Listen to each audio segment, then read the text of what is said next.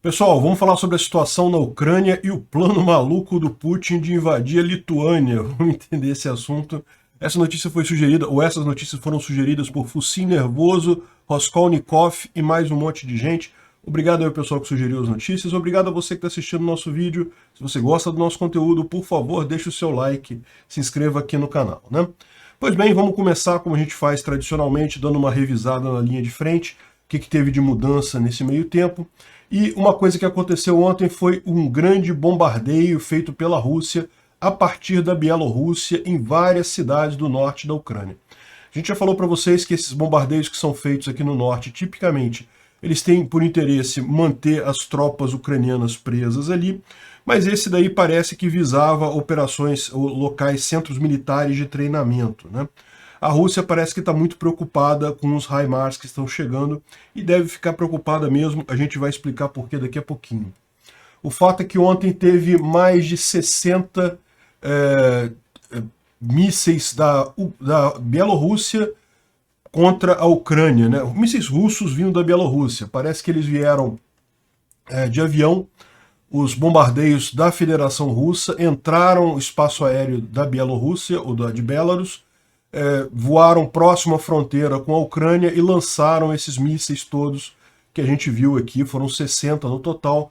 Já fazia muito tempo que Kiev não via um bombardeio deste tamanho, mas felizmente parece que os danos foram pequenos. A Rússia já está com muito poucos mísseis de precisão, a maior parte dos mísseis deles são mísseis burros, são bombas burras que não conseguem atingir, a menos que sejam em grande quantidade. Então na frente de batalha até faz diferença, mas nesse tipo de situação assim, está muito difícil para a Rússia conseguir alguma coisa, né? Bom, fora isso, a gente não teve grandes mudanças na frente de batalha. Os russos tentaram capturar uma parte aqui próxima a Kharkiv, aqui na região de, como é que é o nome da cidade? Udi. Mas não conseguiram, tentaram, mas não conseguiram. Aqui em Severodonetsk, como a gente falou ontem, no vídeo de ontem, né, os ucranianos estão procedendo à retirada, a expectativa é que isso leve alguns dias ainda, não é fácil, é uma quantidade muito grande de combatentes ucranianos que tem nessa região. Inclusive, em alguns telegrams russos, circula a informação não confirmada de que haveriam bolsões de soldados ucranianos aqui na região de Zolote. Eu descobri que não se pronuncia Zolote, se pronuncia Zolote. E Hirsk. Então, nessas regiões ainda teriam bolsões de soldados ucranianos, ninguém sabe quantos exatamente, mas que ainda estariam lutando contra os russos. Vocês lembram, a coisa de 2 dias atrás, a Ucrânia procedeu à retirada disso daqui. Não é impossível que tenham ficado alguns soldados ucranianos na região. Você tirar, acho que eram 1.500 ou 2.000 homens que estavam na região, é uma operação muito complicada, isso para ser feito em um dia só. Eventualmente podem ter ficado pessoas para trás, isso é uma infelicidade. Esses soldados ucranianos que estão aqui, eles provavelmente estão lutando para sair, né? Mas vamos ver aí o que a gente descobre mais à frente. De novo, isso é informação que tem em Telegram russo. Nos ucranianos, eles dizem que foi todo mundo evacuado, que não tem mais ninguém por aqui, né? Bom, Severodonetsk está sendo evacuada neste momento. Os ucranianos estão recuando aqui para Lysychansk. A ideia é justamente, eles cumpriram a tarefa deles, desgastaram as forças russas o máximo que seria possível. À medida que essa frente russa avançou muito aqui, manter os soldados nessa região se tornaria arriscado, então o melhor mesmo é descer para Lysychansk, e lógico, eles já vão estar preparados aqui para desgastar um pouco mais os soldados russos, mas em algum momento, eventualmente, retroceder também para Bakhmut, formando uma nova linha de defesa entre Sloviansk e Bakhmut aqui, né? Enfim, em termos de ganhos territoriais mesmos aqui em Severodonetsk, não tem nada significativo, mas os russos já estão batalhando aqui na área do Azot, que é essa área industrial de Severodonetsk, e os ucranianos já estão abertamente saindo daqui, né? Bom, a gente teve algumas tentativas russas de avanço por aqui, mas não tiveram sucesso. Então isso daqui já é coisa mais de uma preparação para a próxima etapa da guerra, que vai ser os russos tentarem pegar Bakhmut e Sloviansk, Porém, como eu disse para vocês, é muito pouco provável que eles tenham o mesmo ímpeto que eles tiveram aqui em Severodonetsk. Eles jogaram tudo que eles tinham para pegar Severodonetsk, na expectativa de que ganhando a cidade eles teriam um boost moral e coisa e tal. Só que coincidiu a tomada da cidade deles com a Ucrânia entrando na comunidade europeia, então na verdade isso formou um anti-boost moral para as tropas, né? Ninguém duvida que mesmo o pessoal de Luhansk, Donetsk, aqui tem interesse em entrar para a comunidade europeia, o pessoal lá não come cocô, eles não são burros, eles sabem que a situação econômica seria muito melhor do lado de lá do que do lado de cá. Então, no final das contas, isso acaba, essa entrada como candidata ainda, né? Como eu falei, como eu expliquei no vídeo de ontem, ainda tem muitas etapas até a Ucrânia virar um membro pleno da comunidade europeia, mas o caminho está traçado, agora é uma questão de tempo para chegar lá, né? Mas, de qualquer forma, isso já acende essa luzinha na população dessas regiões aqui, que nunca foram regiões rebeldes, tá? É o que eu falo sempre, isso aqui, esse papo de região separatista nunca existiu. Sempre tem uma pessoa ou outra que quer separatismo, que quer separar aquela região, mas um movimento que implantou esse movimento aqui foram os russos, e cada vez menos e cada vez mais eles têm menos apoio da população local, porque a população local quer ficar com a Ucrânia, muito melhor no final das contas, né? A gente teve alguns avanços aqui na região de Zaporizhia, a gente falou ontem sobre alguma coisa que eles avançaram aqui.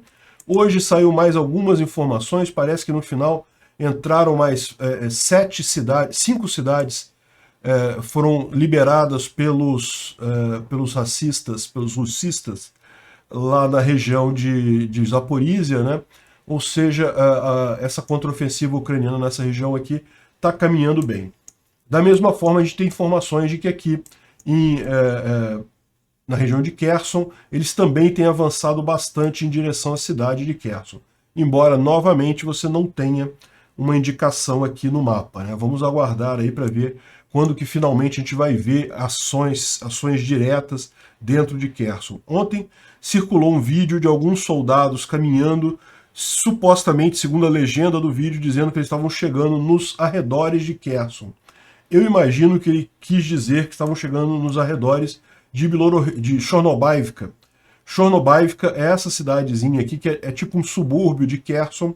Só que essa cidade é onde estão concentradas as principais forças russas na região.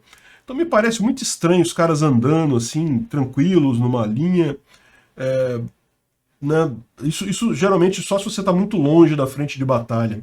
Enfim, vamos ver. Tomara que sim, tomara que estejam chegando bem perto aqui. A gente sabe que Selivka já foi liberada pelos ucranianos, que já tem batalha aqui também nessa região aqui toda aqui da Stanislav, Shiroka Balka e Sofivka, e Tomina Balka também tem batalha por aqui também, nessas cidades todas aqui. Enfim, vamos aguardar aí as confirmações oficiais dos avanços ucranianos, né?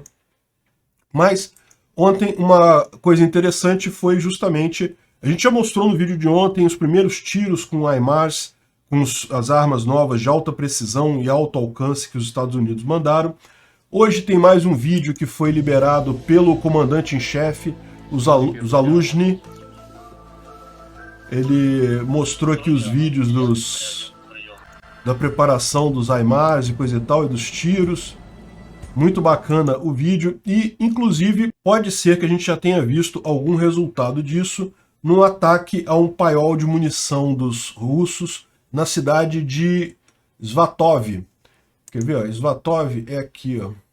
Repara que é bem dentro da área controlada pelos russos. Então aqui houve uma explosão numa área, num depósito de munição. E certamente teve foi bem grande, era um depósito grande de munição. Teve muitos estrondos secundários depois, o que significa que foi um dano grande aos russos, né? Como a gente tem falado, a estratégia dos ucranianos, eles têm feito isso nessa região aqui de Donbás, é justamente visar os centros de munição dos russos, porque os russos estão focando todo o ataque deles em artilharia pura. Usam muitos e muitos rounds de artilharia para conseguir avançar alguma coisa. Eles têm poucas pessoas de frente, poucos homens de infantaria.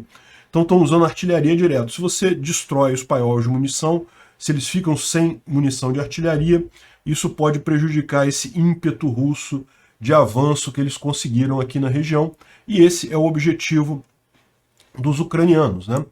Então fizeram esse, aí ele está dizendo aqui que provavelmente indica que foi um strike já com HIMARS, mas ele próprio mais adiante aqui fala que talvez aqui pela distância, seria uma distância muito grande, mas segundo ele as fontes russas estão dizendo que foi um OTR-21 ou um Obus M777.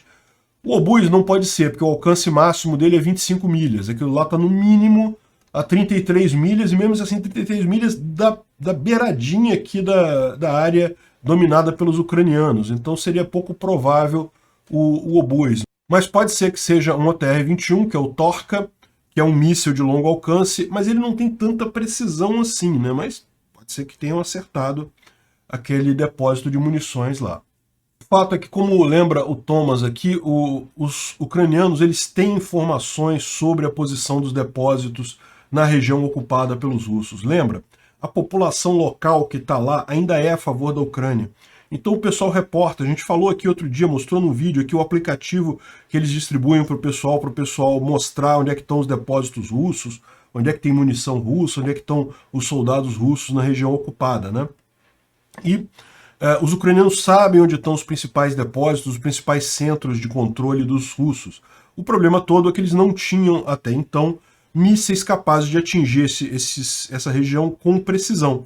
O que acontece? Como eles querem evitar perdas civis nessa região separatista, usar um míssil, digamos, burro ou um míssil com pouca precisão vai acabar gerando efeito colateral, matando gente no entorno, e isso é a última coisa que os ucranianos querem, porque as pessoas ali são ucranianos, em última análise.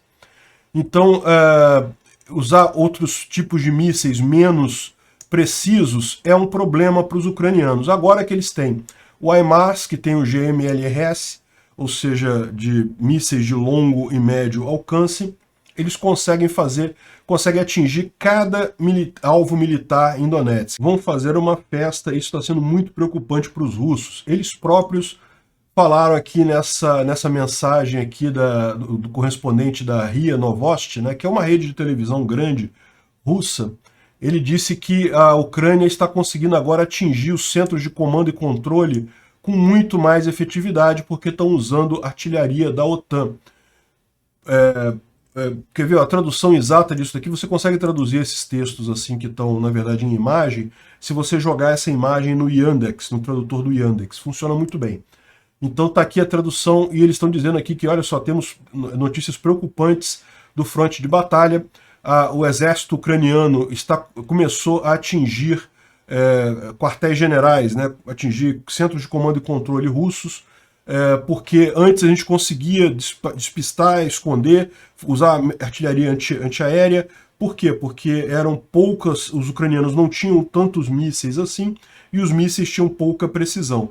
Agora parece que aumentou drasticamente a certeza, né, a acurácia do tiro dos ucranianos, e isso está gerando um problema sério para os centros de comando e controle russos, né?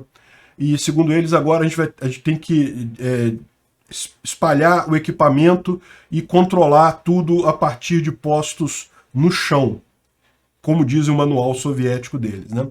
Beleza, excelente. Bom que eles ficam numa posição mais delicada também, e lembra que dá para destruir coisa também no chão com esses mísseis, né?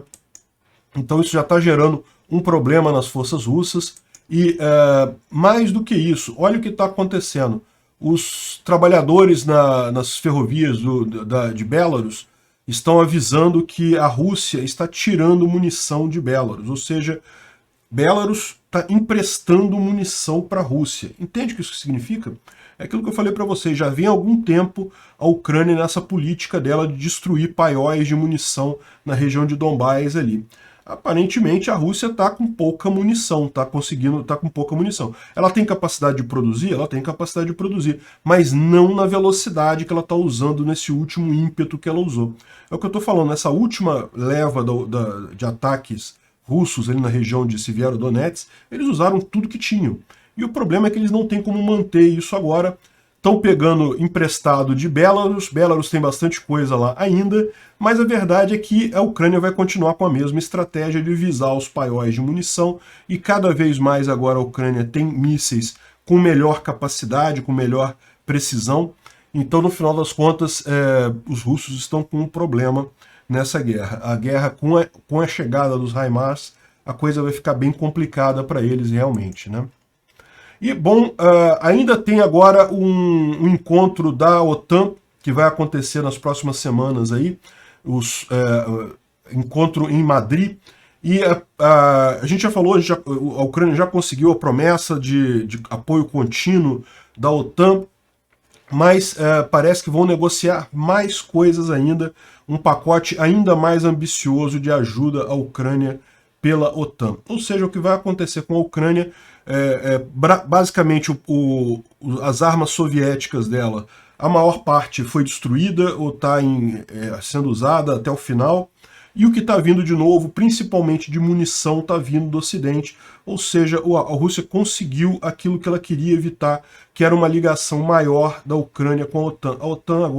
A Ucrânia agora já está em todo o padrão da OTAN para o seu próprio exército, para suas próprias forças armadas, né? E isso é algo muito positivo para a Ucrânia, porque, como a gente explicou, são armas com muito melhor precisão. A Rússia está enrascada, não consegue nem repor a munição dela, e a tendência é piorar daqui para frente, né? Bom, aqui é só uma confirmação de algo que a gente já falou lá atrás. No início de junho eu já dei essa notícia que o Dvorknikov tinha sido retirado do comando do exército russo. Vocês lembram? A fase 1 foi a tentativa de invasão de Kiev. Como eu falei para vocês, deu errado, os ucranianos conseguiram conter o avanço russo, os russos acabaram tendo que sair do norte da Ucrânia, né? Quando terminou aquilo ali, os russos reagruparam e inventaram essa fase 2. Quando eles refizeram a coisa e tentaram essa tal fase 2, que é uma lorota, a gente sabe disso, eles não têm objetivo estratégico nenhum ali, o objetivo só é justificar, conseguir dizer lá em casa que ganhou a guerra, entre aspas, não tem como ganhar nada, na verdade. Mas enfim, nessa fase 2 eles designaram o Dvorknikov como sendo o comandante geral das forças russas, né? Mas parece que ele já rodou, e como eu falei para vocês, ele rodou no início de junho. A gente deu a notícia aqui na época, agora eles estão confirmando e estão falando isso mesmo, desde junho, ou seja, desde o início de junho, isso parece que já foram alterados vários comandantes, também o comandante da VDV, que é a Força de Paraquedistas Russos, né?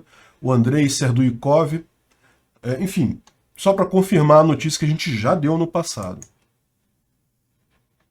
Sim, e essa parte aqui é muito engraçada, dá para fazer um programa cômico disso daqui, né? Saiu ontem na televisão russa o planejamento do que os russos pretendem fazer com a Lituânia, né? Vocês lembram, né? A Lituânia, recentemente, ela fechou a ligação ferroviária entre Belarus e o enclave de Kaliningrado, né? Kaliningrado é essa região aqui, antiga Königsberg, que a Rússia tomou isso na Segunda Guerra e virou um enclave deles lá. É uma região que é da Rússia, mas não tem ligação direta com a Rússia, né? E a gente contou essa história toda uns dias atrás, eu não vou repetir tudo, mas basicamente sempre passou via trem os recursos entre Kaliningrado e a Rússia e vice-versa. Kaliningrado é um porto importante russo também, ou seja, para exportação, importação de bens também. Enfim, o fato é que a Lituânia ela decidiu fechar as ferrovias a esses produtos que estão sancionados pela comunidade europeia. Então, na verdade, tudo que ela está fazendo é impondo as sanções que já foram acordadas pela comunidade europeia. E a gente falou na época que, pô, legal, o problema é que a Lituânia é OTAN, né? E se a Rússia resolver atacar a Lituânia, vai ser muito engraçado, porque aí a guerra acaba rápido, né? Pois bem, e a Rússia reclamou, falou alto, não, que absurdo, como podem, não sei o que lá, a Lituânia está fazendo uma besteira e coisa e tal, só que aí os Estados Unidos reforçou o apoio à medida da Lituânia e coisa e tal, e aí Putin ficou quietinho, caladinho. Ninguém mais falou nada lá na Rússia, né? Mas é lógico, eles têm que dar alguma desculpa para o público interno, né? A gente sabe que é só covardia mesmo, eles não têm coragem de fazer nada. Mas daí, na televisão interna lá, eles estavam explicando qual que é o plano para atingir conseguir recuperar essa ligação aqui entre Kaliningrado e a Bielorrússia, né? Eles vão tomar a ilha de Gotland, que seria essa ilha aqui, e aí daí vão lançar uma força a partir da Bielorrússia, tomando uma parte da Polônia aqui naquele Gap Suwałki, né? Que é essa região aqui entre Kaliningrado e Belarus, né? Então vão tomar essa região toda aqui e depois vão lançar um ataque subindo aqui, tomando todos os 3 países. A Lituânia, a Letônia e a Estônia vão todos ser tomados pela Rússia. Sim, acredite, isso passou na televisão russa como um planejamento da guerra que a Rússia vai fazer com a região de Kaliningrado lá. Segundo eles, isso seria em dezembro. Não, esses planos seriam feitos agora em dezembro de 2022, né? Сценарий по, собственно, захвату Прибалтики. Наносится массированный российский радиоэлектронный удар, включаются все средства, которые доставили туда зенитные ракетные системы С-400. И одновременно... Nem os caras estão com muita convicção no que eles falam. Eles estão falando ali, mas você vê que eles não estão com essa convicção toda, né? Eles sabem que a Rússia não tem condição de bater com a OTAN. Eles estão nessa ilusão deles para tentar justificar para o público interno porque eles ficaram quietinhos com essa questão de Kaliningrado e a Lituânia, né?